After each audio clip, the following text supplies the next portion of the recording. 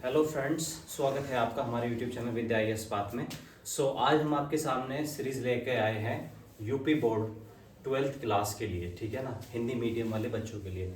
इसमें हम केमिस्ट्री की हर एक चैप्टर की एक वीडियो अपलोड करेंगे। एक चैप्टर की एक वीडियो, कंप्लीट चैप्टर की। तो सबसे पहले हमने कार्बनिक रसायन को चुना है। कार्बनिक रसायन में हमने पहला चैप्टर लिया है हेलो एल्केन तथा हेलो एरीन। हेलो एल्केन तथा हेलो एरीन चैप्टर से जो इम्पोर्टेंट क्वेश्चंस हैं उस क्वेश्चंस की वीडियो अलग से मिलेगी। साथ में ये चैप्टर के अंदर जो डिटेलिंग होगी उस डिटेल को हम डिस्कस करेंगे इस वीडियो के अंदर, ठीक है। तो आप वीडियो को स्किप बिल्कुल ना करें, वीडियो को कंप्लीट देखें, ये आपके लिए बहुत ही फायदेमंद होगी आपके बोर्ड एग्जाम के लिए। पहला क्वेश्चन है कि हेलो एल्केन क्या होता है। हेलो एल्केन क्या है, यहाँ पर देखिएगा हेलो एल्केन क्या होता है। हाइड्रोकार्बन में उपस्थित एक हाइड्रोजन परमाणु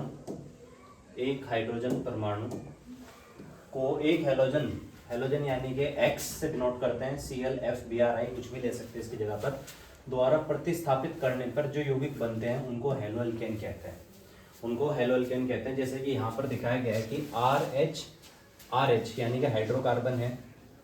यहाँ पर अगर आप X जोड़ देंगे और H हटा देंगे तो ये बन जाएगा RH। R यहाँ पर हो गया एल्केन और X हो गया हेलो। तो हेलो को पहला बोला जाएगा तो हो जाएगा हेलो एल्केन। तो ये चैप्टर हो गया आपका हेलो एल्केन तथा एंड हेलोडीन। इसमें पहला टॉपिक जो आपके एग्जाम में पूछा जा सकता है वो है C सिंगल बॉन्ड X बंध की प्रकृति। CX बंध की प्रकृति क्या है, सिद्ध कीजिए, या CX बंध की प्रकृति कैसी होती है ये बताना है आपको यहाँ पर। तो सबसे पहले आपको देखना है यहाँ पर C को और X को। C जो होता है फ्रेंड, कार्बन की जो नेचर होती है, एटॉमिक नंबर इसका 6, परमाणु क्रमांक 6 होता है। इसकी बाह्य कक्षा में 4 इलेक्ट्रॉन रहते हैं, इसकी संयोजकता 4 होती है, लेकिन इसकी जो नेचर है, इसकी जो प्रकृति है वो इलेक्ट्रॉन को देने की होती है, इलेक्ट्रॉन को दान करने की होती है। और जिन भी परमाणुओं की प्रकृति इलेक्ट्रॉन को दान करने की होती है, वो परमाणु विद्युत धनात्मक कहलाते हैं।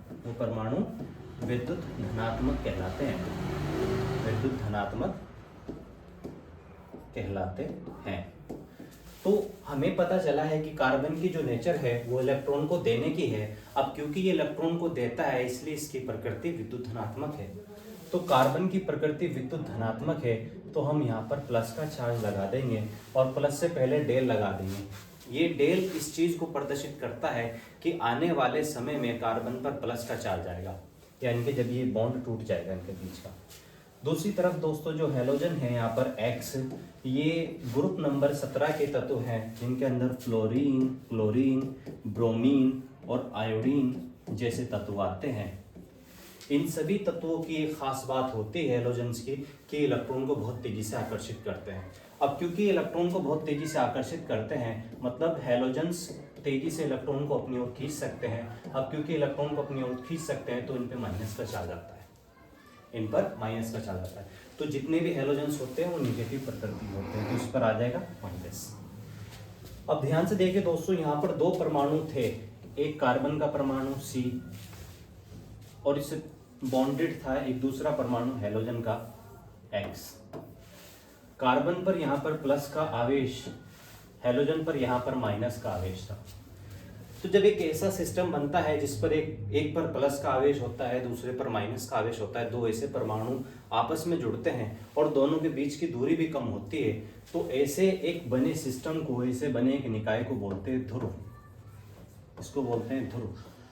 तो यानी कि हमें पता चल गया है कि CX बंध की प्रकृति कैसी है।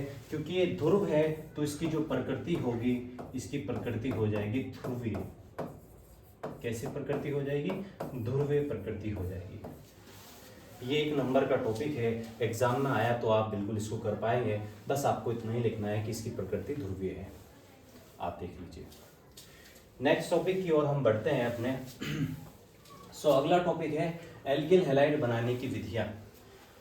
फ्रेंड्स, हमारा चैप्टर एल्किल हैलाइड ही था और एल्किल हैलाइड को हमें बनाने की विधियां देखनी पड़ेगी। पहली विधि यहाँ पर बताई गई है मार्कोनिकोव के नियम अनुसार। तो मार्कोनिकोव के नियम के अनुसार जब हम कोई अभिक्रिया करते हैं तो यहाँ पर देखना आपको एल्कीन की अभिक्रिया हाइड्रोजन ब्रोमाइड, हाइड्रोजन क्लोराइड से करानी पड़ेगी। एल्कीन ऐसे यौगिक होते हैं जिनमें कार्बन कार्बन परमाणु के बीच में डबल बॉन्ड या दो बंध लगे रहते हैं। तो यहाँ पर इन्होंने कहा प्रोपीन की अभिक्रिया HBr से कराइए। प्रोपीन, प्रोप मतलब 3 कार्बन का, 1 2 3, इन लगा हुआ है मीन्स डबल बॉन्ड भी लगाना पड़ेगा। कार्बन की संयोजकता 4 होती है दोस्तों, यहाँ पर चेक करेंगे 1 और 1 2, इससे 2 हाइड्रोजन जोड़ देंगे, 4, 2 और 2 4। इस वाले कार्बन को देखिए 2 आगे जुड़ा हुआ है, 1 पीछे, 3, 1 हाइड्रोजन जोड़ दीजिए 4। इस वाले कार्बन को देखेंगे 1, 3 हाइड्रोजन जोड़ दीजिए, 3 और 1 4। ये हो गया प्रोपीन। इसकी अभिक्रिया आप कराएंगे HBr से, तीर का निशान। मार्कोनिकोव के अनुसार कुछ रूल होते हैं, वो रूल है जैसे कि HBr यहाँ से जब टूटेगा फ्रेंड्स, हाइड्रोजन परमाणु अलग हो जाएगा और ब्रोमीन परमाणु आपका अलग हो जाएगा। यहाँ पर भी जो 2 बॉन्ड है इनमें से एक कमजोर बॉन्ड जो होगा पाई बॉन्ड वो टूट जाएगा, और जैसे ही पाई बॉन्ड टूटेगा इस कार्बन की और इस कार्बन की एक एक संयोजकता कम हो जाएगी। जैसे इन दोनों की एक एक संयोजकता कम होगी तो एक हाइड्रोजन का परमाणु और एक Br का परमाणु तुरंत इनकी संयोजकता को पूरी करने के लिए इनके साथ में जुड़ेगा। अब मार्कोनिकोव ने यही बताया था कि हाइड्रोजन कहाँ जुड़ेगा और Br कहाँ जुड़ेगा। तो मार्कोनिकोव ने कहा कि हाइड्रोजन परमाणु उस कार्बन से जुड़ेगा, हाइड्रोजन परमाणु उस कार्बन से जुड़ेगा, उस कार्बन से जुड़ेगा जिस पर हाइड्रोजन ज्यादा है, जिस पर हाइड्रोजन ज्यादा है, जिस पर हाइड्रोजन ज्यादा है। देखो तो हाइड्रोजन इसके और इसके बीच में हाइड्रोजन ज्यादा इस पर है, इस पे 2 हाइड्रोजन है, इस पर 1 हाइड्रोजन है, तो ये हाइड्रोजन यहाँ जुड़ जाएगा। और दूसरी तरफ अगर मैं बात करूं, हैलोजन परमाणु ऐसे कार्बन से जुड़ेगा, ऐसे कार्बन से जुड़ेगा जिस पर हाइड्रोजन कम है, जिस पर हाइड्रोजन कम है। तो इन दोनों में हाइड्रोजन कम, इस वाले पे इस पे 1 थे, इस पे 2 थे, तो सीधा सीधा ये हैलोजन यहाँ जुड़ जाएगा। और यौगिक आपका जो बनेगा वो आप देख सकते हैं CH3 single bond CH, CH से जुड़ा है Br, तो नीचे की तरफ लगा देंगे सिंगल बॉन्ड Br। और यहाँ पर CH2 था, CH2 से एक H और जुड़ा तो ये हो गया CH3। दोस्तों ये बना 2 ब्रोमोप्रोपेन। काउंटिंग करेंगे 1 2 3, 2 पे Br लगाए, 2 ब्रोमोप्रोपेन, ये आपका यौगिक बन गया है। नेक्स्ट हम बात करते हैं हैलोजन विनिमय द्वारा। दोस्तों हैलोजन विनिमय द्वारा एक मोस्ट इंपोर्टेंट अभिक्रिया है आपकी। इसमें 2 अभिक्रिया, एक फिंकेल्स्टाइन अभिक्रिया है और एक स्वार्ट्ज अभिक्रिया है, 2 अभिक्रिया है। हैलोजन परमाणु विनिमय द्वारा में है कि हैलोजन परमाणु का आदान प्रदान होगा। यहाँ पर ये एक्सचेंज कर लेगा अपनी स्थिति, 2 हैलोजन परमाणु होंगे, दोनों अपनी स्थितियों का अदला बदला करेंगे, आदान प्रदान करेंगे। इनमें पहली अभिक्रिया जो है फ्रेंड्स वो है फिंकेल्स्टाइन अभिक्रिया। फिंकेल्स्टाइन अभिक्रिया में देखना क्या है, इस अभिक्रिया में अभिक्रियक वो होते हैं जो अभिक्रिया में भाग लेते हैं। तो इसमें 2 अभिक्रियक है, एक CH3Cl और एक Na, 2 लिए जाएंगे। ये आपको ध्यान रखना पड़ेगा, इंपॉर्टेंट है बोर्ड के लिए बहुत ज़्यादा। तो पहला आपने लिया CH3Cl, दूसरा आपने लिया Na, तीर का निशान लगाया आपने। दोस्तों आपको यहाँ पर पता चल ही गया होगा कि देखो ये दोनों हैलोजन है। हैलोजन मैंने भी बताया था आपको, X is equal to halogen X is equal to Cl Br IF, ये हो सकते हैं हैलोजन्स। तो इनका आपस में आदान प्रदान करना, जैसे कि ये क्लोरीन इधर आ जाएगा और आयोडीन इधर आ जाएगा। जब क्लोरीन इधर चला जाएगा तो Na के साथ में क्लोरीन जुड़ जाएगा, तो ये बन जाएगा NaCl यानी कि सोडियम क्लोराइड, और यहाँ पर CH3 के साथ में आ जाएगा I, तो ये बन जाएगा CH3I मिथाइल आयोडाइड। अभी दोस्तों देखिएगा यहाँ पर हम स्वार्ट्ज अभिक्रिया की बात करते हैं। इस अभिक्रिया में अभिक्रियक जो लिए जाएंगे वो CH3Cl तथा AgF लिए जाएंगे। ये अभिक्रियक ही याद करने होते हैं किसी भी अभिक्रिया में। तो हम लेंगे यहाँ पर CH3Cl प्लस AgF एरो का साइन। तो दोस्तों यहाँ पर ध्यान से देखिएगा, ये भी हैलोजन है और ये भी हैलोजन है, ये स्थितियाँ बदलेंगे एक दूसरे की। तो Cl इधर आ जाएगा तो Ag के साथ में Cl निकल जाएगा, AgCl सिल्वर क्लोराइड, और F इधर आ जाएगा तो बन जाएगा CH3F Maithil fluoride. Maithil fluoride बनाने की ये एकमात्र विधि दोस्तों है, मोस्ट इंपॉर्टेंट है। नेक्स्ट अगर हम यहाँ पर देखो फ्रेंड्स, हेलो एरीन का विरचन, हेलो एरीन को बनाने की विधि। अभी तक हमने देखी हेलो एल्केन बनाने की विधि, अब देख रहे हैं कौन सी, हेलो एरीन बनाने की विधि। यहाँ पर लिखा भी है मैंने, मोस्ट इंपॉर्टेंट रिएक्शन सेंडमायर अभिक्रिया द्वारा। तो सेंडमायर अभिक्रिया द्वारा आपको हेलोएरीन बनाना है। इसमें देखिएगा क्या होगा, एनिलीन की अभिक्रिया नाइट्रस अम्ल तथा HCl से कराने पर हेलोएरीन, और हेलोएरीन में भी स्पेसिफिक बताया है क्लोरोबेंजीन प्राप्त होता है। तो अब अगर हम देखें यहाँ पर फ्रेंड्स, देखिएगा पहला स्टेप देखेंगे हम, पहला स्टेप लेंगे एनिलीन। तो एनिलीन क्या है, यहाँ पर बेंजीन, बेंजीन के ऊपर लगा रहेगा NH2, इसको बोलते हैं एनिलीन, या दूसरा नाम इसका बेंजन, बेंजन अमाइन भी है। प्लस इसके अभिक्रिया नाइट्रस अम्ल, नाइट्रस अम्ल होता है आपका HNO2 प्लस हाइड्रोक्लोरिक अम्ल HCl से कराने पर देखते हैं क्या होगा। सबसे पहले आप देखेंगे यहाँ पर हाइड्रोजन कितने हैं, टोटल 2 और एक 3 और एक 4 हाइड्रोजन परमाणु। यहाँ से 2 ऑक्सीजन के परमाणु ले लेंगे, 2 ऑक्सीजन के परमाणु, 4 हाइड्रोजन और 2 ऑक्सीजन, ये मिलकर साथ बन जाएगा वाटर, 2H2O, एक्वा या फिर जल भी इसको आप कहते हैं। फिर देखेंगे कि यहाँ पर बचा क्या है, तो आप देखेंगे यहाँ पर बेंजीन बचा हुआ है, आप कहेंगे ठीक है बेंजीन बचा हुआ है, बेंजीन के ऊपर N बचा हुआ है, आप यहाँ पे कहेंगे हाँ N बचा हुआ है। इसमें देखेंगे खाली N बचा हुआ है, तो N के साथ में एक N और जोड़ देंगे, N2 हो जाएगा। और इधर देखेंगे Cl बचा हुआ है, तो Cl भी है लगा देंगे, N2Cl। ये कंपाउंड जो है दोस्तों, इसका नाम है बेंजीन डाईएज़ोनियम, बेंजीन डाईएज़ोनियम क्लोराइड। तो फ्रेंड यहाँ पर आपका जो यौगिक बना है ये है बेंजीन डाईएज़ोनियम क्लोराइड, पहला स्टेप में। स्टेप नंबर 2 लेंगे हम, और स्टेप नंबर 2 में से जो का तू लेंगे बेंजीन डाईएज़ोनियम क्लोराइड को। आप चाहे तो वहीं के वहीं भी कर सकते थे रिएक्शन को, लेकिन आप अलग से दिखा देंगे तो उसका और बेटर रहेगा। इसको गर्म करेंगे हाई टेम्परेचर पर, CuCl2 के प्रेजेंस में गर्म करेंगे, कॉपर क्लोराइड के प्रेजेंस में। तो यहाँ से नाइट्रोजन गैस उड़ के भाग जाएगी। जैसे ही यहाँ से नाइट्रोजन गैस उड़ के भागती है, N2 गैस होती है, G गैस उड़ के भाग जाएगी, साइन लगा देंगे। तो यहाँ पर बेंजीन और Cl बचेगा, बेंजीन और Cl, इसी को बोलते हैं क्लोरोबेंजीन। तो दोस्तों ये हो गई आपकी क्लोरोबेंजीन। तो क्लोरोबेंजीन बनाने की सेंडमायर अभिक्रिया। अगले देखते हैं नेक्स्ट, भौतिक गुण। अगर दोस्तों हम हेलोएल्केन तथा हेलोएरीन के भौतिक गुण देख लें, तो यहाँ पर हमें 2 पॉइंट मोस्ट इंपॉर्टेंट दिखाई देंगे, एक गलनांक व क्वथनांक का और एक विलेयता का। कार्बनिक यौगिकों में कार्बन की संख्या बढ़ने पर उनके क्वथनांक बढ़ जाते हैं, बेसिक बात है। जैसे जैसे तुम कार्बन की संख्या बढ़ाओगे यौगिकों में, उनके क्वथनांक और गलनांक के मान बढ़ जाएंगे।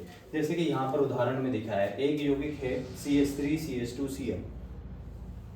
आप देखिए इसमें एक और एक 2 कार्बन है, एक यौगिक है CH3CH2CH2Cl, इसमें 1 2 3 कार्बन है।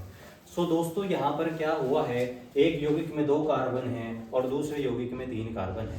आप देख सकते हैं कि इसमें कार्बन की संख्या ज्यादा है, इसीलिए इसकी ओर जो है ये साइन बना हुआ है ग्रेटर देन का, यानी कि इसका क्वथनांक यौगिक का इस वाले यौगिक से ज्यादा है, दूसरे वाले का पहले वाले से ज्यादा है। तो ये गलनांक व क्वथनांक का हो गया। दूसरा कारण विलेयता।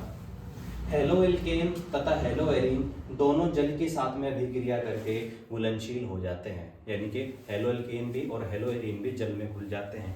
कारण कोई पूछ ले तो हेलोएल्केन तथा हेलोएरीन जल के अणुओं के साथ में अंतराण्विक हाइड्रोजन बंध बनाने की क्षमता रखता है।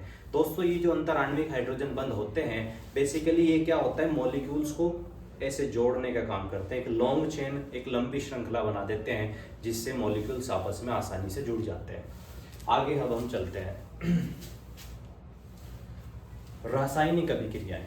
सो दोस्तों रासायनिक अभिक्रियाएं मोस्ट इंपॉर्टेंट है इस चैप्टर की, मोस्ट इंपॉर्टेंट। ये चैप्टर 7 नंबर का है और ये इंपॉर्टेंट रिएक्शंस है, इनको देख लीजिए। जिसने ये इंपॉर्टेंट रिएक्शंस देख ली, ये समझ लीजिएगा कि उसका काम हो गया, एग्जाम में मतलब वो बिल्कुल कंफर्म बढ़िया नंबर से पास होगा। रासायनिक अभिक्रिया में पहली अभिक्रिया है नाभिक रागी प्रतिस्थापन अभिक्रिया। मोस्ट इंपॉर्टेंट रिएक्शन होती है दोस्तों। नाभिक का मतलब होता है पॉजिटिव, जिसपे प्लस का आवेश हो। जैसे यहाँ पर दिखाया है कि एक परमाणु जो होता है उसका नाभिक गोल है और उसके बाहर ये कक्षाएं हैं, जो कि अनंत कक्षाएं हो सकती है, कितनी भी कक्षा हो सकती है बाहर, ठीक है ना।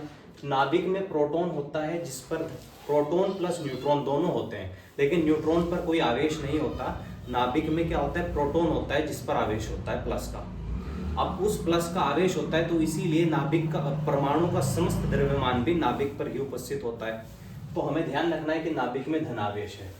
तो यहाँ पर नाभिक वर्ड आया है, तो नाभिक का मतलब है धनावेश, पॉजिटिव, और रागी का मतलब होता है आकर्षण।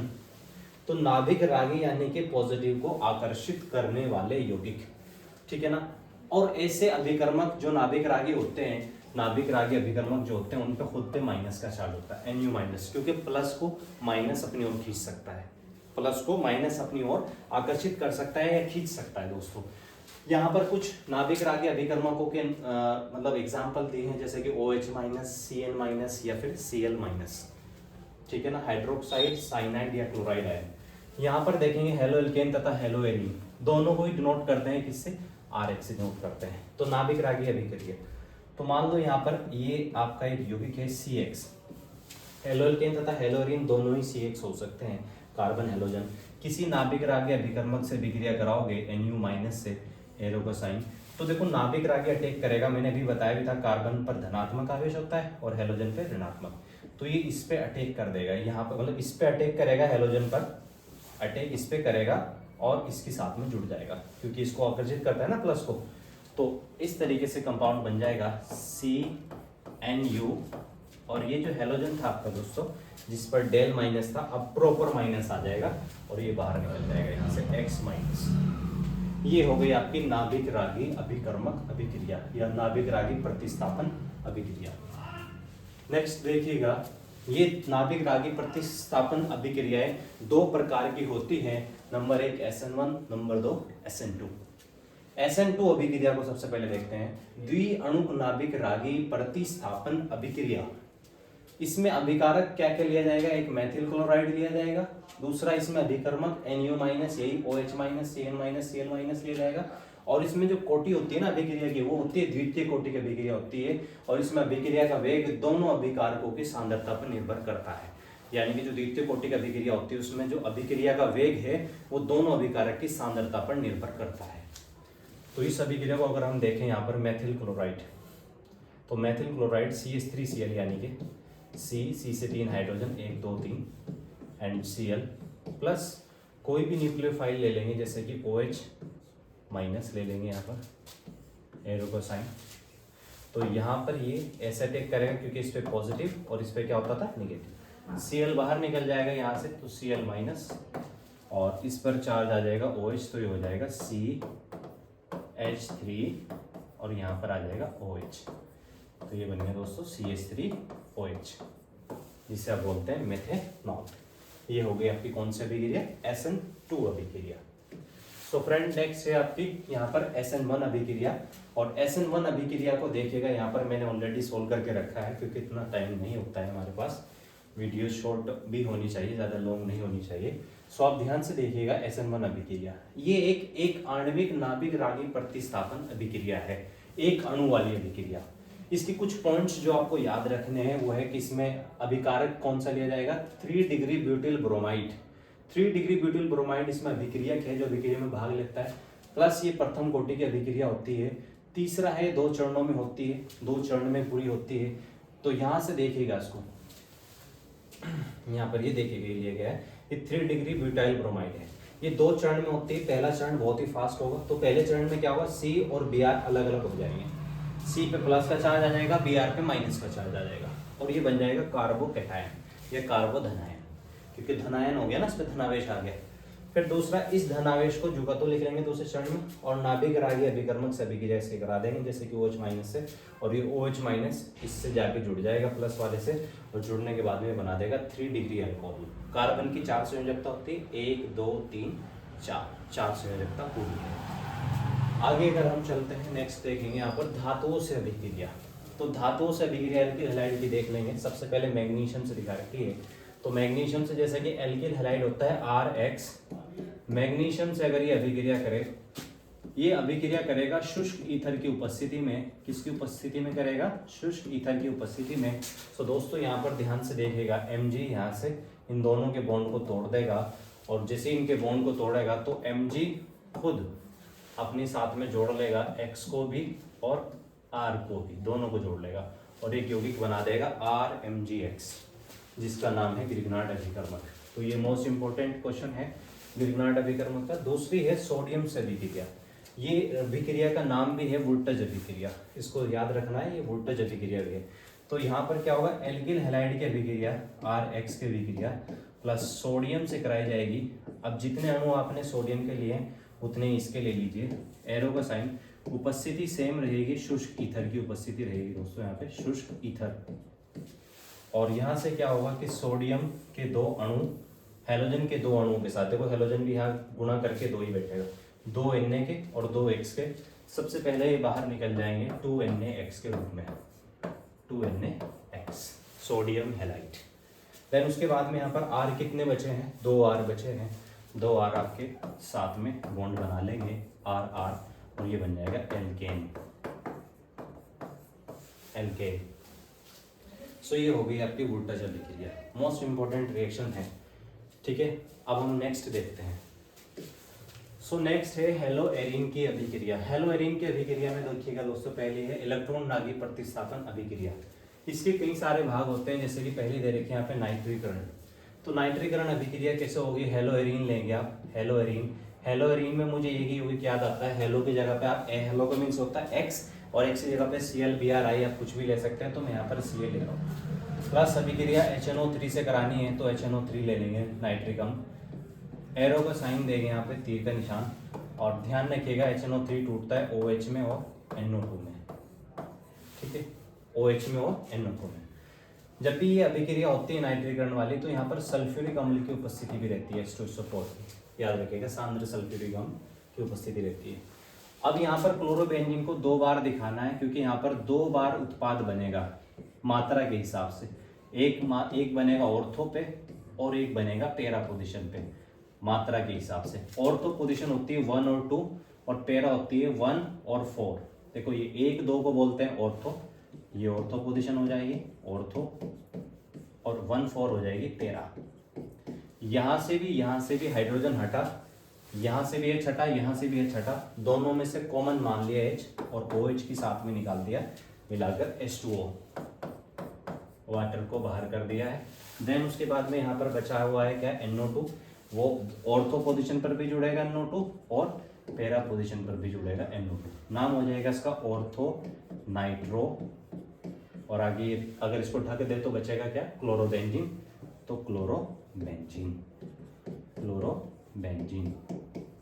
और ये बनेगा दोस्तों 20% के आसपास लगभग, यानी कि माइनर में बनेगा, कम मात्रा में बनेगा, और ये बनेगा 80% के आसपास, यानी कि अधिक बनेगा, मेजर मात्रा में बनेगा।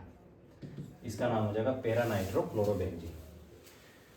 तो एक हो गई। ऐसे ही सेम रिएक्शन है दोस्तों हैलोजनीकरण की। हैलोजनीकरण में H2 से अभिक्रिया करानी है, ClBr2I2 कोई सा भी ले सकते हैं, जैसे कि करके देख लेते हैं, प्लस Cl2 से कर लेते हैं। उपस्थिति यहाँ पर H की रहेगी सनलाइट की।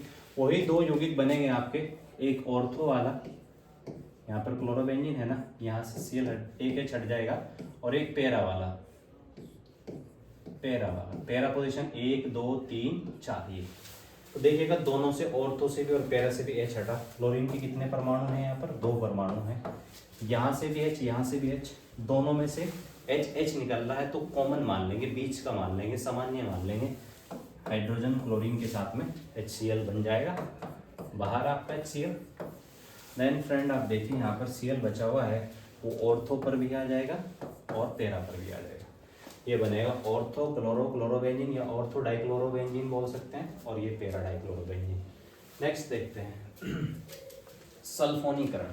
तो इसमें मैंने और थोड़ा सोल्व किया हुआ है पहले से। सल्फोनीकरण की अभिक्रिया H2SO4 की उपस्थिति में होगी।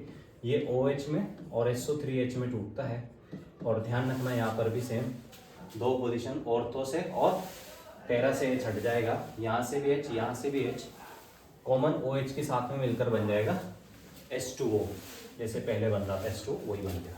बचा यहाँ पर SO3H, जहाँ जहाँ से हाइड्रोजन हटा था वहाँ पर SO3H जुड़ जाएगा। तो एक SO3H यहाँ पर जुड़ेगा, और एक SO3H यहाँ पर आपका जुड़ जाएगा, ठीक है। ये बन जाएगा ऑर्थो सल्फोनिक क्लोरोबेंजीन, ये बन जाएगा पैरा सल्फोनिक क्लोरोबेंजीन। तो ये अभिक्रिया होगी सल्फोनीकरण। ये सब जो है इलेक्ट्रॉन नागी प्रतिस्थापन अभिक्रियाएं हैं। इनमें एक लास्ट बचती है फ्रीडल क्राफ्ट अभिक्रिया, जो कि मोस्ट इंपॉर्टेंट रिएक्शन है। इसमें क्लोरोबेंजीन की अभिक्रिया मेथिल क्लोराइड CH3Cl से होती है। हमेशा उपस्थिति याद रखिएगा निर्जल AlCl3 की उपस्थिति में। CH3Cl जैसे टूटता है तो CH3 अलग हो जाता है और Cl अलग हो जाता है यहाँ से। फिर यहाँ सेम ऑर्थो से और पैरा पोजीशन से H हटता है, H कॉमन H, यहाँ से Cl के साथ में निकाल देंगे HCl।